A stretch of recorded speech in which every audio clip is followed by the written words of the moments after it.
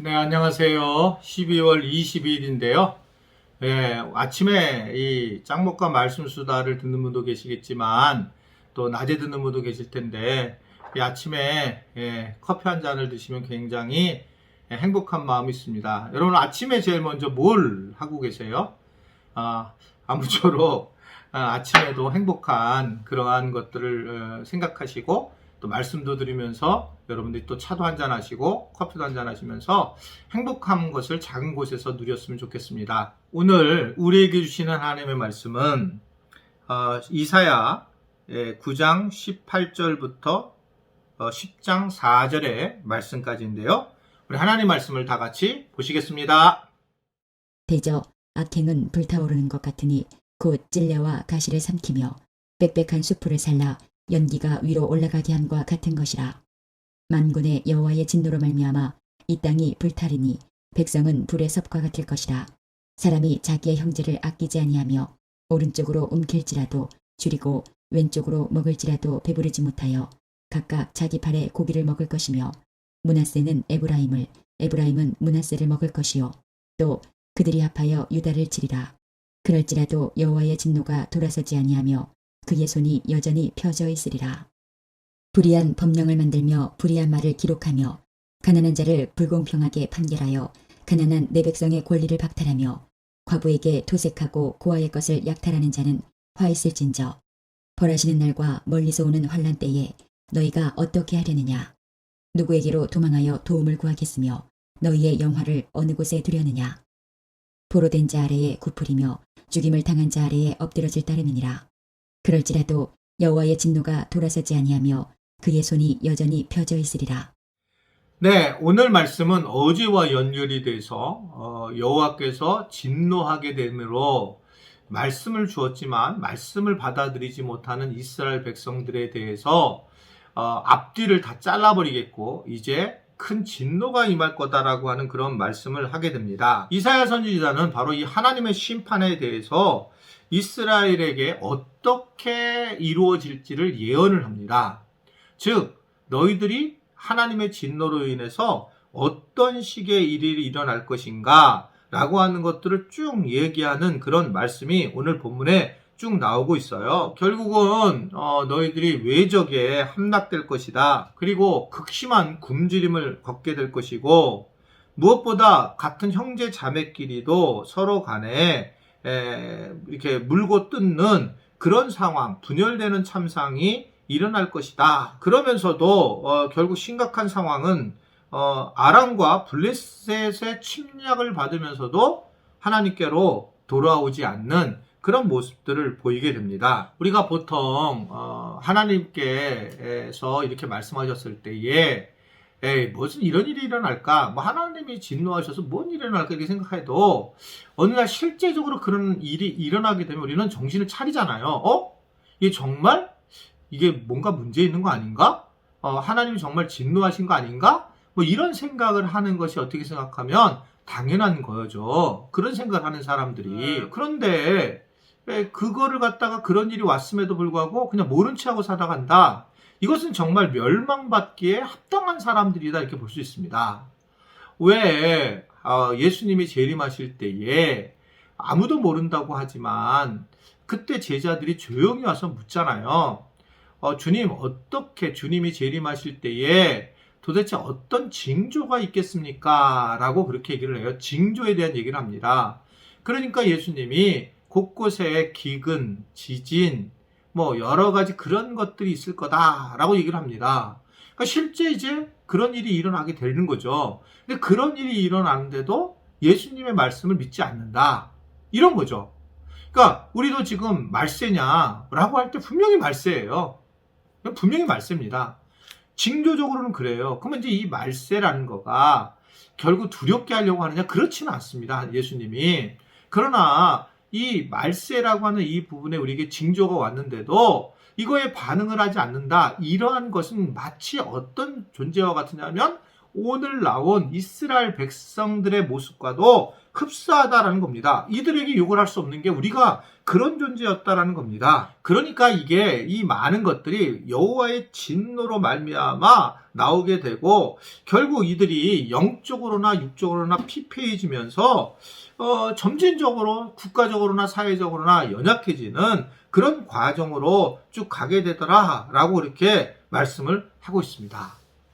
이스라엘 백성을 통해서 계속 하나님은 뭘 얘기를 하고 있냐면 하나님 없으면 꽝이라는 거예요. 우리가 아무리 뭘 해봤자 하나님이 함께하지 않으면 이 말씀이 있지 않고 결국은 우리는 생명과 사랑을 얻지 못한다라고 하는 것이죠. 여러분 왜 돈을 버세요? 그리고 왜 공부를 하게 되고 왜 좀 더 내가 노력을 하고 이런 이유가 뭘까요? 뭐 사실은 운동 좀 더 해도 이상에 조금 더 10년, 20년 더 사는 거고 그리고 먹을 것이 많다고 해서 하루에 무슨 10끼, 100끼를 먹어도 문제 없는 게 아니고 3끼밖에 못 먹고 뭐 더 적게 먹잖아요, 요새는요. 그런데 왜 우리가 노력을 할까?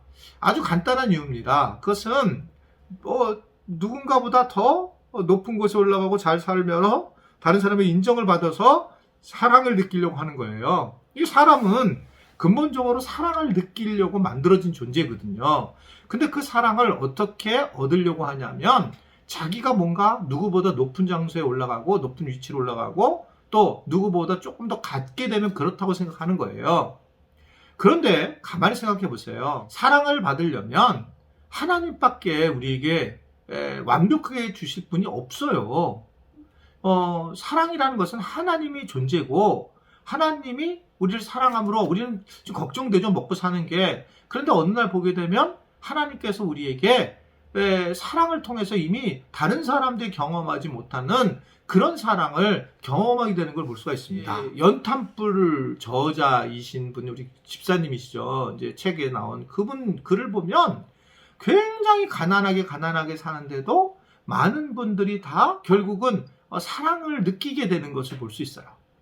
그러니까 사랑을 우리가 느끼기 위해서 옛날에는 좀 어렵게 살아도 사랑이 있었기 때문에 세상이 피폐하지 않았어요. 근데 우리는 사랑이라는 걸 많이 얻고 나를 충족할 수 있는 그런 재정적인 거나 상황이 굉장히 부여로워졌습니다. 그러면서 우리는 더 그것이 행복해져야 될 것인데 그렇지 못하다는 거죠. 제가 아마 이거 말씀을 드렸는지 모르겠는데 저는 이 코로나19가 오기 전에 늘 걱정된 게 하나 있었습니다. 너무 우리나라가 잘 산다는 거예요. 나 자신도 그런 거고요. 그래서 이게 이런 식으로 막 미친 듯이 외국에 나가고 외국에 나가는 것을 그냥 돈을 쓰는 것이 결국 삶의 목적인 것처럼 보여지고 그러니까 소망이 대부분 다 뭐냐면 해외여행이었고 이런 과정에 하나님이 지금 모든 해외여행, 세계여행을 막아버렸단 말입니다. 그때 저도 굉장히 이게 맞는 건가? 그런 생각을 해보게 되었습니다. 사실은 일상에서에 대한 축복이 진짜 복인데 우리는 일상의 복을 누리기 전에 이미 자꾸 나가고 뭔가 거기에 가서 해결을 하려고 하는 모습들이 숨어져 있는 거라는 거죠. 제가 이게 청년들을 좀 보면서 참 안타까운 부분이 있는 건데 이제 오랫동안 저도 목회를 하니까 느끼는 거잖아요. 청년들에게 이제 비전을 심어주기 위해서 외국을 나가게 해서 보게 하고 선교를 다니게 오게 하는데 이제 그 중에 거기서 하나님의 어떤 마음을 만나야 되는데 그렇지 않고 오히려 세계를 나가봐서 이제 겉멋이 드는 경우가 있어요. 그래서 세계로 나가는 거로만 모든 것이 선교를 나가는 것이 전부인 줄 알고 있는 거죠. 그러니까 그러면서 그런 어떤 근본적 본질적인 문제를 잘 모르고 도리어 그것 자체가 그들의 삶의 중심이 되는 경우가 굉장히 많이 있습니다.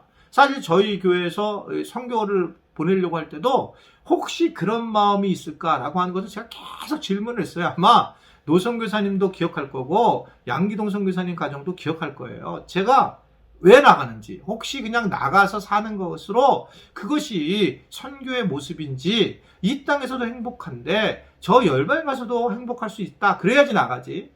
이 땅에서는 막 사는데 만약에 피해서 도망을 가듯 그쪽으로 가서 그렇게 선교적으로 삶을 살아갈 수는 없다. 이제 그런 게 제가 생각하는 그런 내용이었었어요. 지금도 그건 저는 동일하다고 보여집니다. 우리가 여호와의 진노 안에 있고 그러한 모습들을 보였다면 우리가 그걸 봤다면 늘 우리는 그것을 기억하고 살아가야 된다. 그리고 그러한 일들이 일어나는 걸 볼 때에 정신을 차리고 다시 말씀으로 돌아와야 된다. 아멘이세요?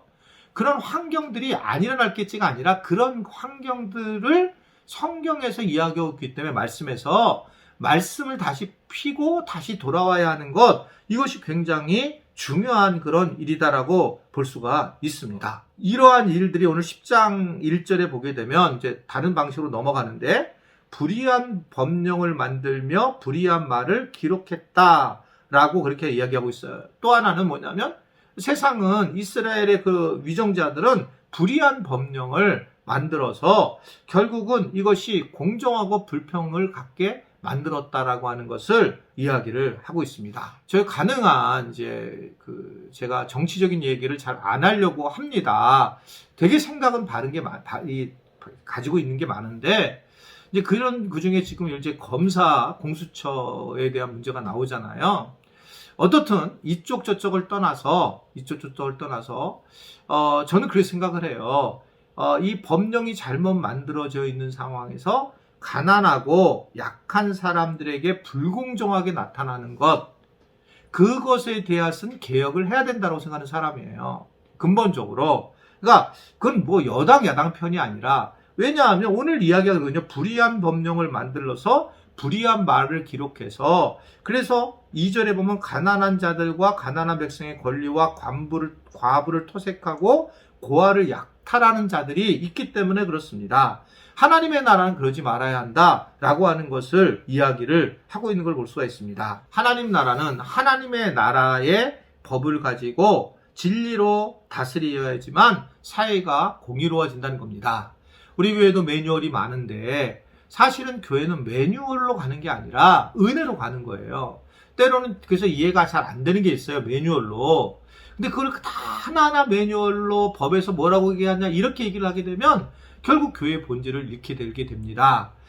근데 이것이 세상에서 법으로 다 하지만 교회 안에서는 이것이 사랑으로 정말 감쌀 수 있느냐 없느냐, 그리고 말을 조심하면서 함께 나가는 것이 매우 중요하다라는 것들을 오늘 우리에게 전해주고 있는 것입니다. 오늘 여러 가지 말씀을 많이 썼는데, 하나님 앞에 우리가 영적으로 부유해지는 것이 중요하고, 그러기 위해서는 우리가 하나님 말씀으로 돌아가고, 그리고 세상의 법을 따르는 것이 아니라 하나님의 사랑의 법을 따를 수 있는 그런 은혜들이 우리 안에 있기를 간절히 바랍니다. 기도하겠습니다. 하나님 아버지, 성탄절이 얼마 남지 않은 22일, 하나님 짱목과 말씀 수다를 듣고 있는 귀한 분들을 축복합니다. 말씀 수다를 통해서 큰 은혜를 경험하게 하시고, 또한 무엇보다 영적으로나 육적으로나 눈이 번쩍 뜨이도록 주께서 함께 하시고 인도하여 주옵소서. 예수님의 이름으로 기도드리옵나이다. 아멘.